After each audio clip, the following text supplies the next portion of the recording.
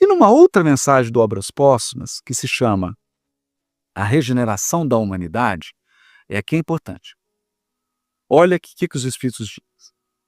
E como se não se operasse com bastante rapidez a destruição, os suicídios se multiplicarão em proporções inauditas, até entre as crianças.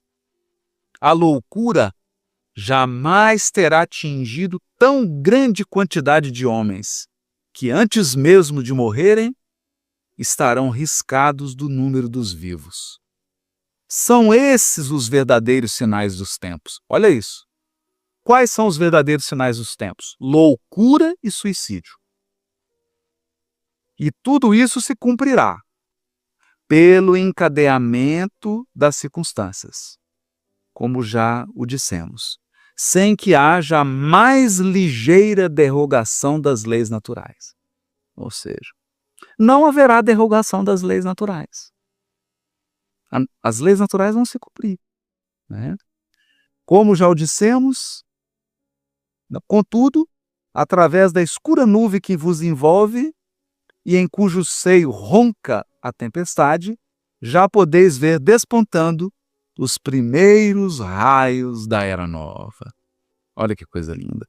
Essa mensagem é de 1865, dada em particular para Kardec. Só depois da desencarnação de Allan Kardec é que ela foi publicada no livro Obras Póstumas.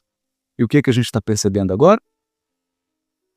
Um aumento espantoso do suicídio e um aumento espantoso do que na época chamava de loucura, hoje nós chamamos de sofrimento mental, adoecimento mental.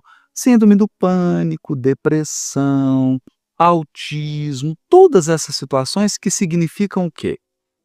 Que nós, espíritas, que abusamos das nossas faculdades psíquicas, emocionais, físicas, estamos internamente bagunçados.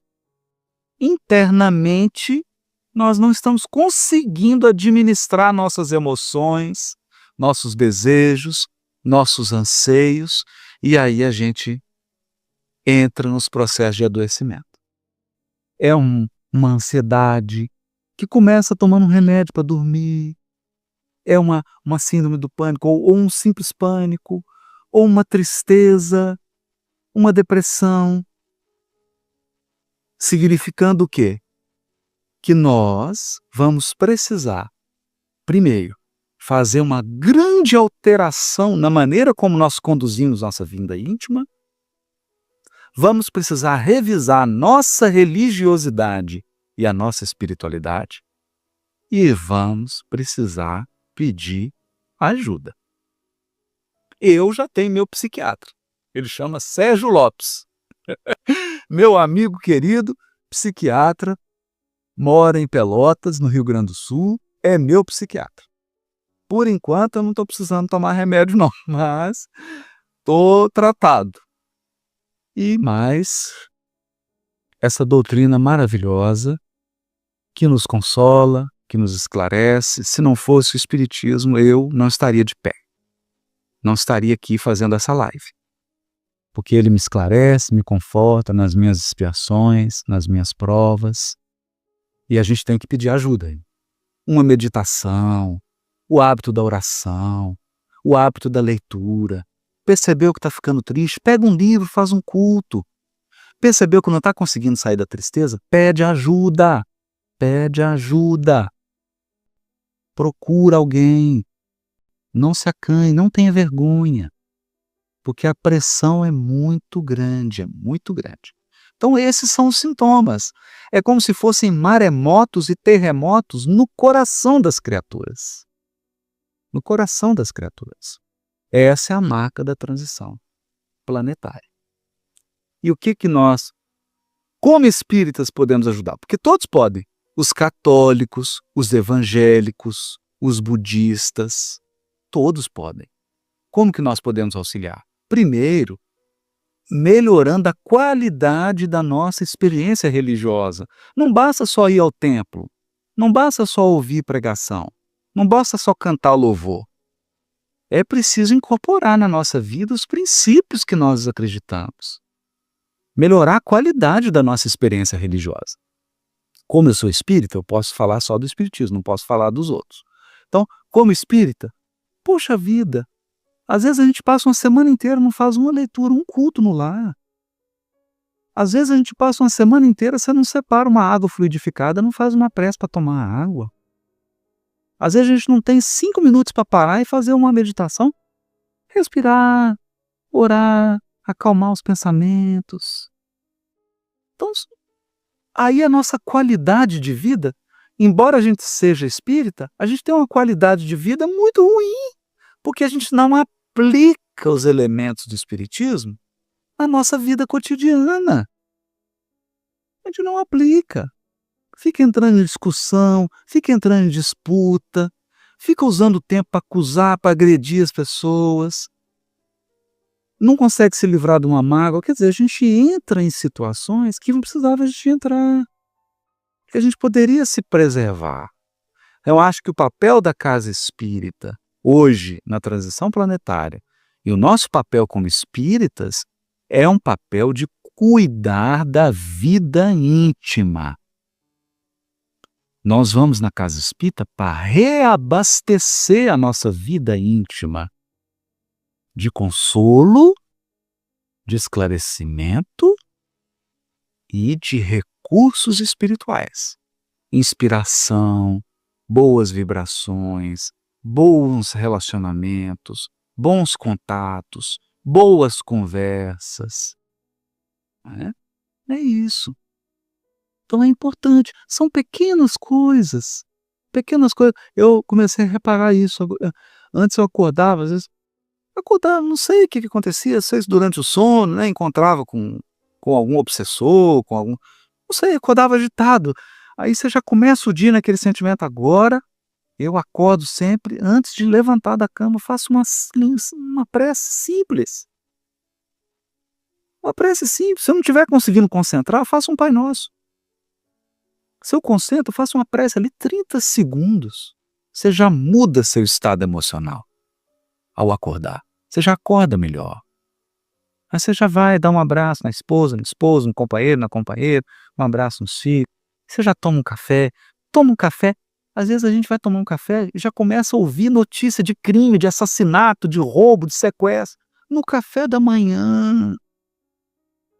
Não é que a gente tenha que se alienar. Eu reservo um momento do dia para eu ver as notícias, saber o que está acontecendo no mundo, mas não é no café da manhã. No café da manhã eu ponho lá uma mensagem. Okay? Às vezes quando eu percebo assim que eu não estou bem, aí eu ponho uma palestra minha mesmo. Tenho feito isso. Às vezes eu vou para o serviço ouvindo uma palestra minha. Eu vou ouvindo o que falaram através de mim, que eu fui só um instrumento. E às vezes eu me emociono com a palestra minha, que não foi minha. Eu fui só um instrumento. Eu escuto de novo, falo, nossa, interessante, vou até anotar isso. Vou anotar isso, porque na próxima palestra eu vou falar isso. É assim que acontece, né? Então, é importante a gente entender isso, né? Que a gente precisa cuidar disso, precisa cercar a nossa vida, que eu chamo de âncoras. A nossa vida tem que ter âncoras. Você tem que ter momentos no dia em que você abastece de espiritualidade. Isso pode ser momentos bem rápidos, não é preciso. Porque se você passar o dia sem abastecer, você cai numa questão comum e aí não consegue manter. Então, espero ter ocupado aí um pouco das questões que estavam, né? Tem aqui a Lourdes Marinho, Haroldo, você me inspira, obrigado, querida, sou evangelizadora. Como falar de todo o conflito na transição planetária para adolescentes de 11 a 14 anos que estão também em delicada transição? Ô Lourdes, olha, eu tô com um adolescente aqui em casa, sabe? Né? Meu filho já está entrando aí nos 13 anos. E eu digo de experiência própria. Olho no olho, sinceridade de coração, e fala abertamente. O adolescente de hoje não é bobo, não é criancinha. Eu, na minha época, muito tempo atrás, quando eu fui adolescente, no século passado, né, era outra coisa, gente. Era outro tempo. Eu não tinha acesso a esse tanto de informação, esse tanto de hoje que um jovem, um adolescente tem hoje. Então, só que o adolescente tem que falar a linguagem dele, tem que ser sincero, tem que ser congruente, tem que ser coerente. Primeiro a gente tem que viver o que fala. Ou pelo menos fazer um esforço para viver. Porque senão ele não sente autoridade moral na nossa fala. Tem que ter sinceridade, não pode falar de cima para baixo, com arrogância. Falar de coração, olho no olho e falar, olha, nós estamos passando, está acontecendo isso. Cuidado. Cuidado que você pode cair nessa onda, você pode ser levado, olha aí as drogas, olha aí o suicídio, olha. E falar de coração, de alma aberta. Temos que falar, né? Temos que falar, né? Vamos pegar uma perguntinha aqui, das que foram deixadas lá, mais uma aqui. Tem perguntas aqui, gente, que hoje a live é temática, é transição planetária. Então, perguntas de outro tema aí não dá para a gente fazer, tá bom? Vamos deixar para as lives temáticas. Tá vindo perguntas sobre passagens do Evangelho, perguntas sobre o livro Brasil, Coração do Mundo, Pátria do Evangelho. Nós podemos fazer uma live temática sobre Brasil, vamos fazer depois. Brasil, Coração do Mundo, Pátria do Evangelho, mas hoje não é o tema. Hoje o nosso tema aqui é transição planetária. Então eu estou selecionando perguntas que têm a ver com isso, né? Então vamos ver. Uma pergunta aqui que eu achei muito sensível, me emocionei com ela, da Evani Pavanelli Souza. Ela diz assim: boa tarde, Haroldo, luz e paz em seu coração, sou de Limeira, São Paulo. Haroldo, meu filho suicidou-se há 9 anos, aos 27 anos de idade. Oro por ele todos os dias e várias vezes, sempre enviando vibrações de amor, carinho, força, fé e coragem. Tenho muita preocupação em como se dará a transição planetária para aqueles que infelizmente fizeram esse ato tão cruel contra si próprios. Aí perguntando como que eu penso sobre isso. Evani, olha,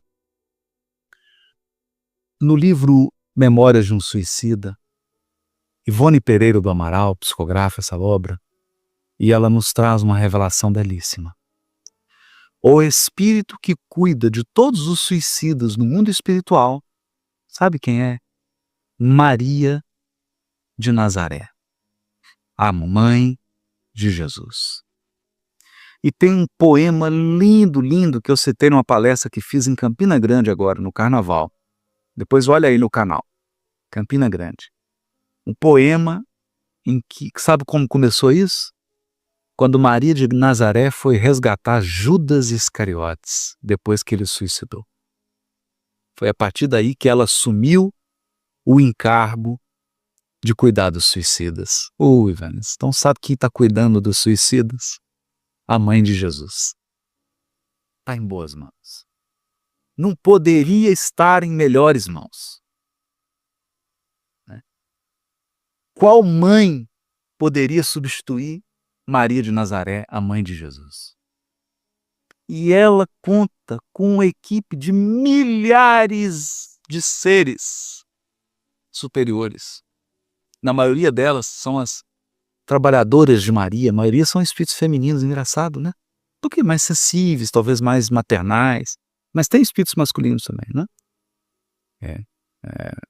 Quer dizer, nessa definição aqui da Terra, né? Porque espírito não tem isso, né? Não tem. Mas espíritos que se apresentam assim.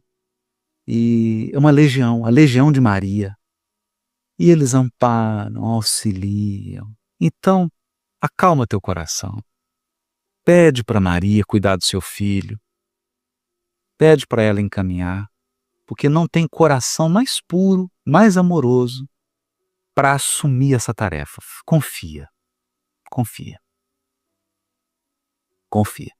Tá a Larissa aqui desejando que Deus abençoe sempre a minha vida. Obrigado pelas palavras, pela dedicação.